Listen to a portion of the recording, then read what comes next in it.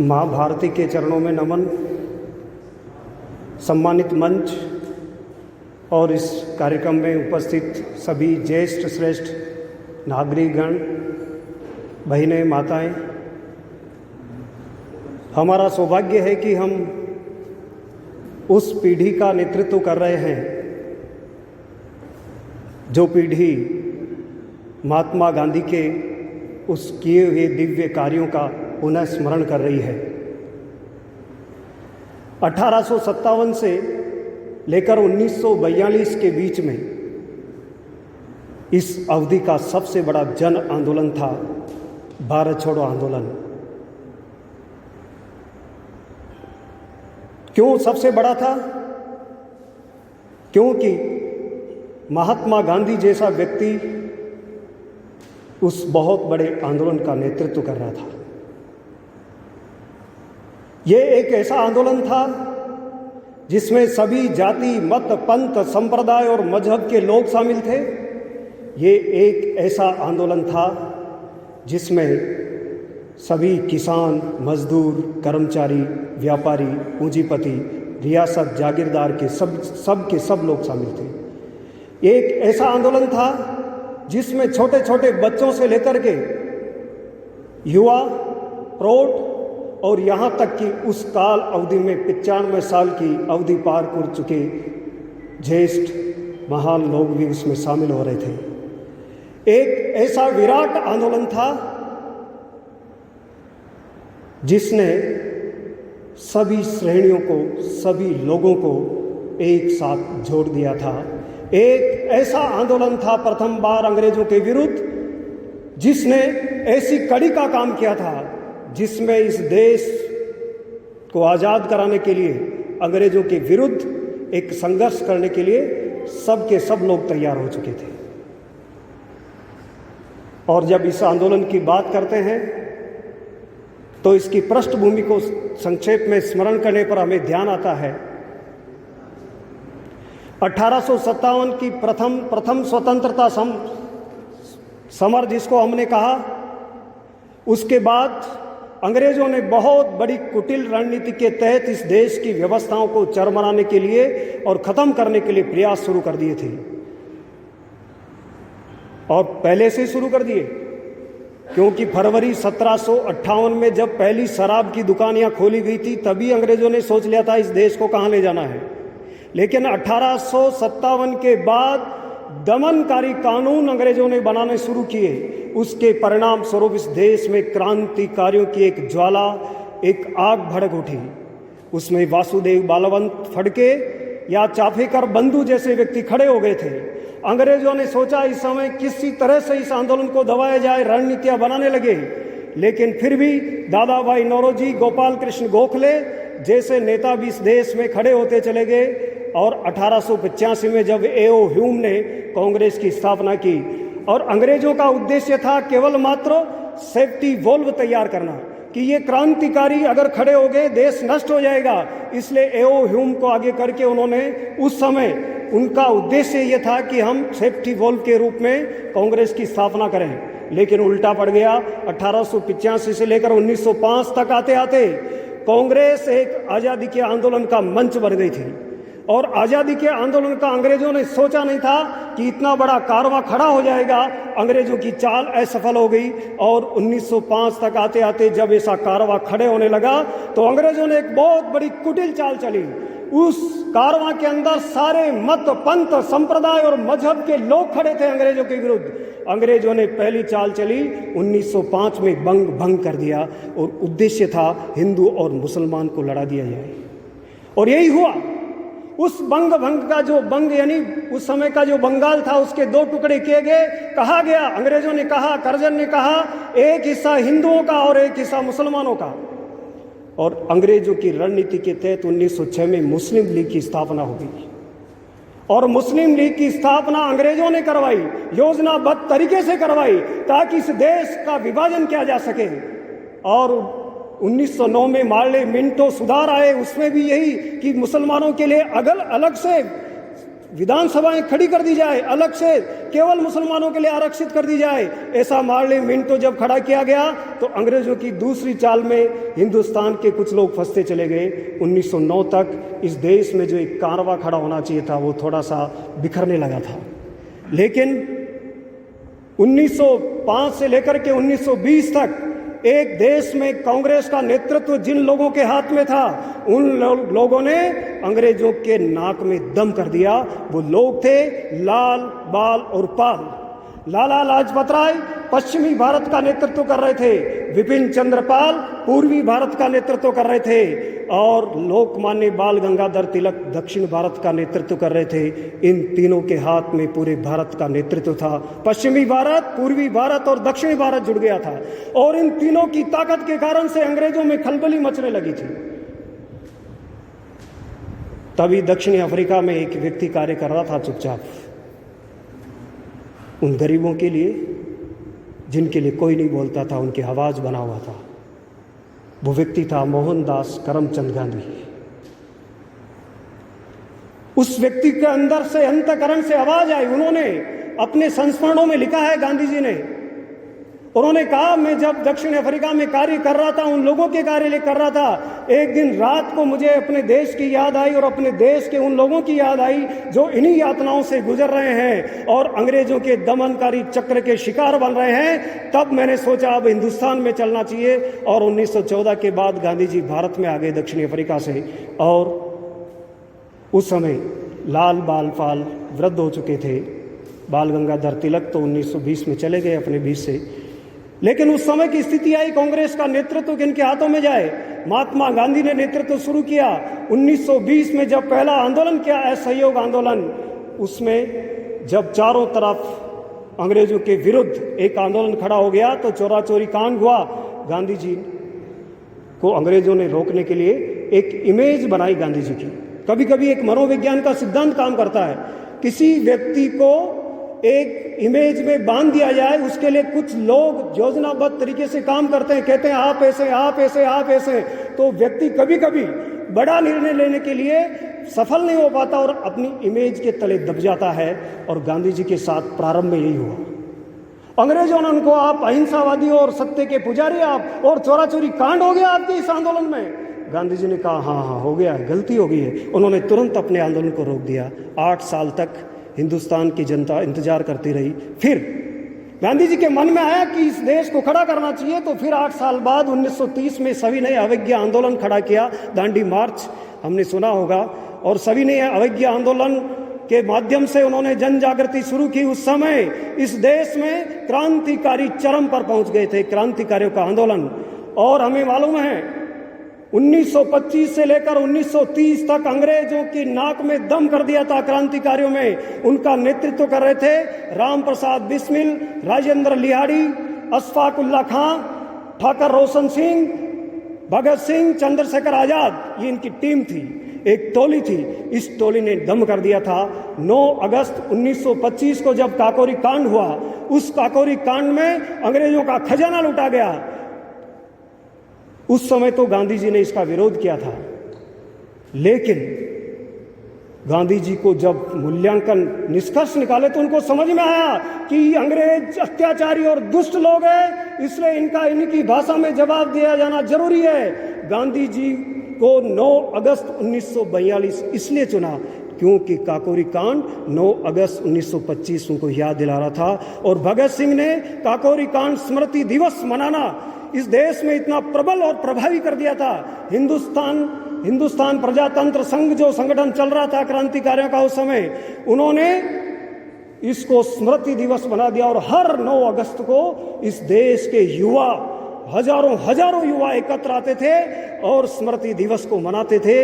गांधी जी ने कहा इस देश में फिर से ऐसा आंदोलन खड़ा होना चाहिए, क्योंकि 9 अगस्त को हिंदुस्तान में फिर से युवा खड़े होंगे। इसलिए 9 अगस्त क्यों चुना? इसलिए चुना। और जब स्थितियां बदलती चली गई, बहुत कुछ घटनाएं हैं, स्वतंत्रता संग्राम का इतिहास आप विस्तार से पढ़ेंगे, आपको समझ में आएगा। लेकिन कभी अधिक से अधिक समझने के लिए हमें कुछ बातें समझनी पड़ेगी। और आज हम इस कार्यक्रम को टोटका नहीं बनाना चाहते। मैं इस शब्द का प्रयोग क्यों कर रहा हूं? क्योंकि नई पीढ़ी के अंदर ये विषय जाना चाहिए। कभी कभी लगता है हमारे दूसरे कार्यक्रम होंगे तो कभी कभी हम महत्वपूर्ण कार्यक्रमों को कम महत्व देते हैं। ये इसको टोटका है, गोष्ठी इसको खत्म करो जल्दी से। क्यों खत्म करें? इस देश की आजादी की आज खत्म नहीं करनी, आज से शुरुआत करना है। अगर गांधी जी को सच्ची श्रद्धांजलि देनी है, अगर ये भारत छोड़ो आंदोलन को हमें सच्ची श्रद्धांजलि देनी है, तो जन जन तक गांधी जी का वो विचार जो मैं आज आपके सामने रखने जा रहा हूं वो हमें पहुंचाना है। 1942 के वो दिन थे और 1942 से पहले गांधी जी ने अध्ययन किया परिस्थितियों का। 1 सितंबर 1939 को द्वितीय विश्व युद्ध शुरू हो गया था। उस विश्व 2 भागों में बट गया। 70 देश उस विश्व युद्ध में कूद गए थे और जब 2 भागों में बटा तो एक तरफ अमेरिका, सोवियत संघ और ब्रिटेन, इनको मित्र राष्ट्र कहा जाता है, ये चल एक तरफ खड़े थे। तो दूसरी तरफ जर्मनी, जापान और इटली, जिनको धुरी राष्ट्र कहा जाता है हिंदी में, वो खड़े थे। हमें मालूम है 3 करोड़ के आसपास लोग उसमें मारे गए थे। 10 करोड़ लोग प्रभावित हुए थे द्वितीय विश्व युद्ध में।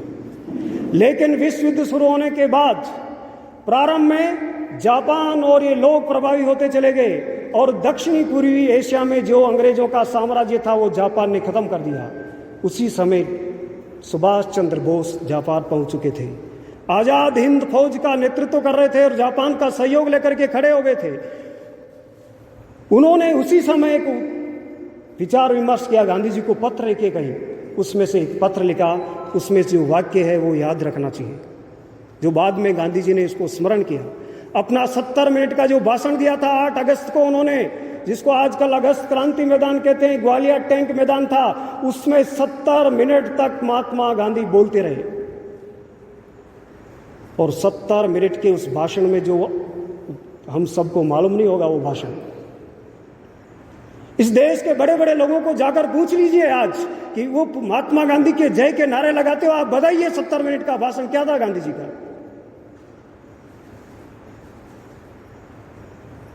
गांधी को मानने से काम नहीं चलेगा, गांधी की मानने से काम चलेगा। हम गांधी को मानते हैं लेकिन गांधी की नहीं मानते। हम राम को मानते हैं लेकिन राम की नहीं मानते। समस्या यहां है, बहुत सारे लोग पैगंबर मोहम्मद को मानते हैं लेकिन मोहम्मद की नहीं मानते। समस्या ये इसलिए पैदा हो रही है, को मानने से काम नहीं चलेगा, की मानना पड़ेगा, तभी समस्याओं का समाधान है। और को मानने से होता है तस्वीरें टांग दीजिए, अगरबत्तियां लगाइए, फूल चढ़ा दीजिए, कार्यक्रम खत्म करके चले जाइए, हो गया कार्यक्रम। ये नहीं चलेगा। महात्मा गांधी ये कहते थे। हमने एक फिल्म भी देखी थी जिसमें गांधी जी के बारे में वो, उसमें वही कहते हैं ये प्रतिमाएं जिसपे कबूतर ये वो कर रहे हैं और तुम कब तक ऐसा करते रहोगे, गांधी जी का ऐसे करने से काम चलेगा नहीं, ऐसा बोला था, कहा जाता है। लेकिन उस विश्व युद्ध के बाद गांधी जी ने जो निष्कर्ष प्राप्त किए वो निष्कर्ष क्या थे? गांधी जी ने, हर मनुष्य में अपनी कमियां होती है, गांधी जी ने पहली बार स्वयं कहा था मैं आज मेरी इन कमियों को दूर कर रहा हूं। और उन्होंने इतना बुलंद और साहसी आदमी था वो। आपने पुस्तक पढ़ी होगी उनकी, my experiment on the truth, सत्य पे मेरे प्रयोग, जिसमें ऐसा इंसान, इतना बड़ा व्यक्ति जिसने सारी कमजोरियां और कमियां उस किताब में लिखकर रख दी। कोई हर इंसान अपनी कमियों को छिपाना चाहता है, लेकिन एक इंसान जिसने अपनी कमियां पूरे विश्व के सामने रखी वो पूज्य महात्मा गांधी थे। My experiment on the truth, इसमें उन्होंने लिखा। और जब उन्होंने इन सब बातों की चर्चा की तो सबसे पहली बात उन्होंने कही, मुझे आज याद आ रहा है पंडित राम प्रसाद बिस्मिल, राजेंद्र लाहिड़ी, ठाकुर रोशन सिंह और अशफाक उल्ला खां, क्योंकि मैंने इन अंग्रेजों पर इतना विश्वास किया और अंग्रेजों ने हर बार मेरे साथ विश्वासघात किया। इसलिए जब उन्होंने केस विचार किया तो उन्होंने कहा, आज सुन लो लोगों, जो इस मैदान में बैठे और हिंदुस्तान में मेरी आवाज सुन रहे हैं, अंग्रेजों भारत छोड़ो नहीं, अब हम नया प्रयोग करने जा रहे हैं। अब हमारा नारा होगा, करो या मरो, डू एंड डाई। या तो हमें कुछ करना पड़ेगा या खत्म हो जाओ, जिंदगी को खत्म कर दो, दांव पे लगाओ सब कुछ। और जब करो और मरो का नारा दिया तो उन्होंने कहा, समझ लो अच्छी तरह से इसका अर्थ क्या है, नहीं तो कुछ लोग अपने अपने हिसाब से अर्थ लगा के चल पड़ते हैं, कभी कभी कोई बात कहते हैं। तो अलग अलग अर्थ लगा रहे हैं और अपने हिसाब से उसकी व्याख्याएं कर रहे हैं। गांधी जी ने कहा तुम गलतफहमी में मत रह जाना, करो और मरो का अर्थ क्या मैं बता रहा हूं। उन्होंने कहा इसका अर्थ है जो युवा है और छात्र है उनको मैं कह देना चाहता हूं, आज के बाद तुम्हें अपनी पढ़ाई को छोड़ना पड़ेगा और अपने कैरियर को दांव पे लगाना पड़ेगा। अगर जो हिंदुस्तान का बेटा और युवा अपने कैरियर को, अपनी नौकरी को, आने वाले समय को और भविष्य को पूरा खत्म करके दांव पे लगा देना चाहता है वो मेरे साथ आए। इसका यह है करो और मरो का अर्थ। उन्होंने कहा कर्मचारियों को, हिंदुस्तान के कर्मचारियों को उन्होंने कहा कि मैं कह देना चाहता हूं करो और मरो का अर्थ तुम समझ लेना चाहते हो तो इसका अर्थ है आज के बाद तुम्हें बिना त्याग पत्र दिए उसी कार्यालय के अंदर अंग्रेजों के विरुद्ध मोर्चा खोलना है और अंग्रेजों को ऐसा फंसा देना है कि सारे काम अटक जाए और तुम्हें इसके लिए अंततो गत्वा अगर नौकरी को भी छोड़ देना पड़े और तुम्हें अंग्रेज निकाल दे तो ये कीमत चुकाने के लिए तैयार रहना पड़ेगा। है ये है करो और मरो का अर्थ। इस देश के किसानों को कहा इस करो और मरो का अर्थ अगर समझ लेना चाहते हो तो इसका अर्थ है आज के बाद सारी फसलें जो भी पैदा होगी तुम अपने बंधुओं को दोगे, अंग्रेजों के पास नहीं पहुंचाओगे और अंग्रेज तुम्हारे खेत तक तुम्हारी फसलें लेने के लिए आ जाए तो तुम्हारे सामने उनको जला के राख कर देना अपनी फसल को, जिस फसल को तुमने खून पसीने से तैयार किया है। यह है करो और मरो का अर्थ। उन्होंने कहा कि इस देश की आजादी के आंदोलन ऐसे नहीं मिलने वाला है। उन्होंने कहा एक छोटा सा व्यापारी 10 रुपए की चीज जो वो खरीद के लाया है तुम्हें 5 रुपए में नहीं देता, कम से कम 10 रुपए जरूर लेता है। अगर एक व्यापारी उसकी पूरी कीमत वसूलता है तो क्या आजादी बिना कीमत चुकाए मिल जाएगी? बिना कीमत चुकाए नहीं मिलेगी। और जो कीमत चुकाने के लिए तैयार रहेंगे और जो तैयार कफन बांध करके आ सकते हैं वो ही करो और मरो का अर्थ है। उन्होंने मजदूरों से कहा तुम अंग्रेजों के लिए कारखानों में काम करते हो, आज के बाद जिन जिन जिन जिन उद्योगों से और कारखानों से अंग्रेजों को ताकत मिलती है और अंग्रेज शक्तिशाली होते हैं उनमें तुम्हें काम छोड़ करके आ जाना पड़ेगा, चाहे एक समय खाना खा करके भी तुम्हें गुजारा क्यों न करना पड़े। इस देश के प्रत्येक व्यक्ति 70 मिनट की भाषण में ये बातें बोलते चले गए। आज के दिन उस भाषण का स्मरण बहुत अनिवार्य है, नहीं तो हम चर्चाएं करेंगे, भारत छोड़ो आंदोलन के नारे लगाएंगे और करो और मरो ये कहा था कह करके चले जाएंगे, इससे काम नहीं होने वाला। और 8 अगस्त को गांधी जी ने कहा था अंग्रेजों भारत छोड़ो इसका मतलब बहुत सारी बातें हैं। अंग्रेजों भारत छोड़ो इसका मतलब अंग्रेजों को हमें केवल अंग्रेज भग गए इससे काम चल जाएगा, ये नहीं है। गांधी जी ने कहा मेरा आंदोलन केवल अंग्रेजों को भगाने तक नहीं और आजादी तक नहीं है, मेरा आंदोलन है स्वतंत्रता और स्वराज्य और ग्राम स्वराज्य तक और स्वावलंबन और स्वदेशी तक। तुम समझ रहे होंगे कि थोड़े दिनों करेंगे भगाए अंग्रेजों को और हमारे में से कोई काले अंग्रेज सत्ता पे बैठ जाएंगे और फिर वैसे ही पुलिस, वैसे ही कानून और हम फिर से वैसे ही राज करने लगेंगे, केवल चेहरे मोहरे बदलेंगे, इससे काम नहीं चलने वाला। हमें व्यवस्था परिवर्तन करना पड़ेगा, सत्ता परिवर्तन से काम नहीं चलेगा। और जब उन्होंने ये बात कही स्वतंत्र, आज तक नहीं समझ में आया लोगों को। आजादी यानी किसी के गुलाम है तो आजाद हो सकते हैं आप, बिल्कुल, लेकिन स्वतंत्र नहीं हुए अभी तक। अपने इसी देश का तंत्र, इसी देश की प्रणाली, इसी देश की व्यवस्था, तंत्र का मतलब होता है व्यवस्था, स्वयं व्यवस्था। क्या आज आजादी के इतने सालों बाद तक हम हिंदुस्तान में पैदा हुई मिट्टी की सुगंध से युक्त व्यवस्था को स्थापित कर पाए हैं? गांधी जी मर गए ग्राम स्वराज्य कहते कहते। राम राज्य की कल्पना उनकी थी अलग, बहुत सुंदर कल्पना उन्होंने इस भाषण में कहा था, ग्राम स्वराज्य और राम राज्य। क्या मतलब उन्होंने समझाया राम राज्य मतलब क्या? वो मैं आज विस्तार से अब यहाँ चर्चा नहीं करूँगा। आप पढ़िएगा, जानिएगा, आपको पता लगेगा। लेकिन मूल बात थी उनकी, क्या हिंदुस्तान का गरीब से गरीब अंतिम पंक्ति में खड़ा व्यक्ति, जो पढ़ा लिखा भी नहीं, जो कानून को भी नहीं जानता, जो अपने लिए क्या करना है, अपने अधिकारों के प्रति भी कुछ नहीं जानता, न अपने कर्तव्यों के बारे में जानता है, ऐसा अंत में खड़ा व्यक्ति, वो भी जिस दिन ये मानने लग जाएगा कि हां, आज मैं जैसा सोचता हूं वैसा हो रहा है, आज मैं खुली हवा में श्वास ले रहा हूं, आज मैं किसी कार्यालय में जाऊं तो मुझे वहां सम्मानित जगह संबोधित करके वहां बिठाया जाएगा, मेरा काम किया जाएगा। गांधी जी के नारे लगाने से काम चलेगा नहीं। गांधी जी के इस आंदोलन के 78 साल बाद जो गांधी जी ने भाषण दिया था, उसको कसौटी पर कसिए और आज जाकर के देखिए, क्या गांव का गरीब आदमी जब किसी ऑफिस में जाता है, राजस्व विभाग में जाता है रजिस्ट्री के लिए, तो क्या बिना पैसों के उसका काम हो जाता है?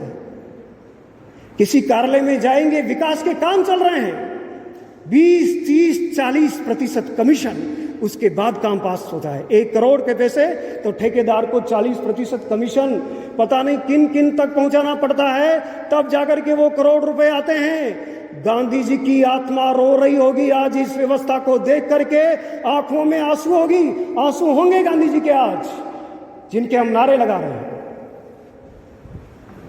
मैं इस व्यवस्था से अच्छी तरह परिचित हो गया हूं, क्योंकि पढ़ा लिखा व्यक्ति हूं, क्योंकि रोज हम सबको भी सामना करना पड़ रहा है। गांधी जी ने कहा, सत्ता जीवन मूल्यों की स्थापना के लिए होनी चाहिए, ताकि हम सत्ता पे अच्छे व्यक्ति जाकर के देश में बहुत बड़ा परिवर्तन ला सके, इसके लिए सत्ताएं होती है। लेकिन आज जीवन मूल्यों के चोले पहनकर सत्ता प्राप्त करने के प्रयास चल रहे हैं। चोले पहने जा रहे हैं, जीवन मूल्यों के आवरण चढ़ाए जा रहे हैं। ऐसा लगता है इतने जैसे व्यक्ति, इतने अच्छे व्यक्ति होंगे ही नहीं। गांधी टोपी लगाने से कोई गांधी नहीं हो जाता है। कोई व्यवस्थाएं, उस व्यवस्थाओं को आज हमारे ऊपर यक्ष प्रश्न है, इसलिए आज हम खुल के चर्चा कर रहे हैं। गांधी जी ने कहा था, जब तक ऐसी व्यवस्था स्थापित नहीं करेंगे, और व्यवस्था स्थापित करने के लिए कफन बांध करके चलना पड़ेगा, कर्मचारियों को भी, छात्रों को भी, किसानों को भी, मजदूरों को भी। आज भी व्यवस्था परिवर्तन करने के लिए मुझे गांधी जी के वो वाक्य फिर से याद आ रहे हैं, क्योंकि बहुत कुछ व्यवस्थाएं इस देश में फिर से बदलने की आवश्यकता है, जैसा गांधी जी ने कहा था। और उसके बाद हम जानते हैं 8 अगस्त के बाद अंग्रेज जान गए थे कि गांधी जी का वो भाषण सुना अंग्रेजों ने, सुन करके अंग्रेजों की जमीन खिसक गई पैरों तले, क्योंकि ये जैसा शुद्ध पवित्र व्यक्ति ऐसी बात बोल रहा है। गांधी जी को मानने वाले लोगों को हम जानते हैं ना, आज मान रहे हैं। एक लंगोटी पहन करके दुबला पतला, 50 किलो से ज्यादा वजन नहीं था उनका, 45 से 47 किलो वजन का व्यक्ति था वो, मोटा हट्टा कट्टा भी नहीं था, कहीं बहुत ज्यादा पूंजीपति भी नहीं था, पैसे वाला भी नहीं था कि पैसों के माध्यम से कुछ कर ले।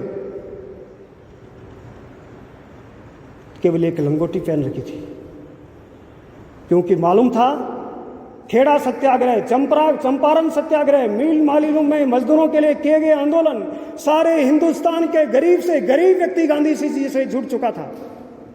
और इसका कारण था कि गांधी जी के जुड़ने के कारण से अंग्रेज हिल गए और ऑपरेशन 0 आवर चलाया अंग्रेजों ने। रात की 12 बजे अंग्रेजों ने गांधी जी सहित सभी बड़े नेताओं को गिरफ्तार कर लिया और जेल में डाल दिया।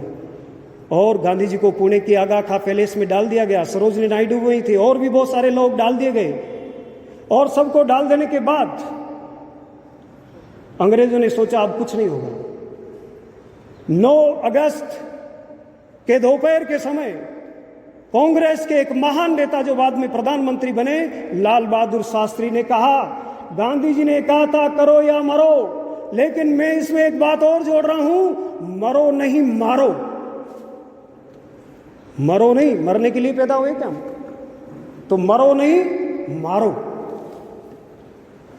और इसके बाद पूरे देश में हिंसा भड़क गई। अंग्रेज दूसरे तीसरे दिन अखबार लेके आए गांधी जी के पास और कहा, देखिए आप अहिंसा के पुजारी और इतनी हिंसा हो रही देश के अंदर, कुछ करिए आप। गांधी जी ने कहा, अब मैं इसमें कुछ नहीं करने वाला हूं। तुम्हारे कर्मों का फल मिल रहा है, जैसा तुमने किया तुम्हारी क्रिया की प्रतिक्रिया कर रही जनता। और उन्होंने कहा, अगर मुझे कायरता और हिंसा दो शब्दों में से एक शब्द चुनना पड़े तो मैं हिंसा को चुनना पसंद करूंगा, कायरता को नहीं। और उसके बाद पासा पलट गया, इस देश में बहुत बड़ा आंदोलन खड़ा हो गया।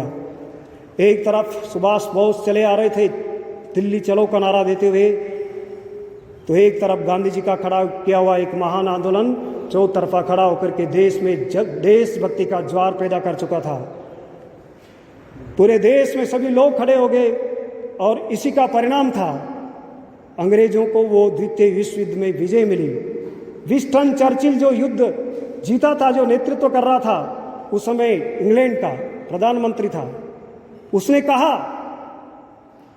मैंने विश्व युद्ध जिताया है लेकिन मैं हिंदुस्तान में एक लंगोटधारी से हार गया।